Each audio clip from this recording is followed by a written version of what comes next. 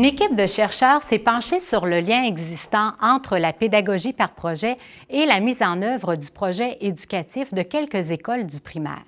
Ainsi, les écoles qui ont participé à la recherche ont élaboré un projet éducatif et les enseignants ont développé des projets en classe en lien avec le projet éducatif. Voici quelques constats à la lumière de l'expérience en classe. Tout d'abord, les élèves identifient facilement les apprentissages reliés aux compétences transversales. Les parents parlent également davantage des compétences transversales que des compétences disciplinaires. La lecture et l'écriture sont souvent vues comme des matières faisant partie du projet, tandis que la mathématique est souvent traitée par les élèves comme une matière à part. On constate que même si un projet devait avoir un caractère multidisciplinaire, le discours des élèves ne relève pas cette dimension. Selon les enseignants, les apprentissages se font au rythme de l'élève qui semble être plus motivé. Il semble que les élèves apprennent sans s'en apercevoir. Cette observation amène toutefois un questionnement sur le travail d'objectivation qui devrait rendre conscients les apprentissages visés, qui devrait permettre leur transfert et qui devrait faciliter l'évaluation des apprentissages. La principale difficulté identifiée demeure l'évaluation. Les enseignants ont de la difficulté à évaluer les apprentissages et les réponses des élèves sont limitées lorsqu'on leur demande de reconnaître spécifiquement les apprentissages réalisés.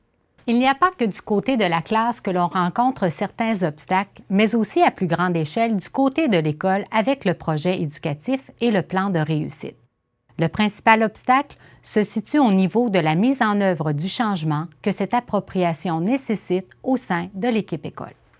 Il semble qu'il y ait peu de ressemblances dans la conception que les élèves, les enseignants, les professionnels, les parents et la direction se font des différents rôles. Un fait encore plus étonnant est l'absence d'une interdépendance entre les rôles. On pourrait alors supposer que ce manque de perception commune des rôles puisse nuire au projet, car les différents acteurs ne se voient pas agir en complémentarité.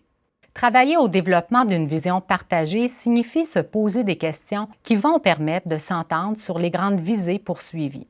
De cette façon, le projet éducatif deviendra un document de travail, un plan dans lequel chacun aura un rôle spécifique à jouer. Voici quelques exemples de questions qui pourraient mener au développement d'une vision partagée. À quoi devrait ressembler une bonne journée à l'école? Quelle est la conception de l'éducation qui nous inspire? Le peu d'accord sur les rôles indique que les différents acteurs ne connaissent pas leurs zones de pouvoir ni les zones de pouvoir des autres groupes. Cet aspect peut poser un grand problème dans la collaboration, car il peut conduire à l'inaction ou à des conflits. On pourrait donc suggérer à chaque groupe d'entreprendre une réflexion sur la définition de leurs responsabilités, de leurs limites, ainsi que de leur complémentarité.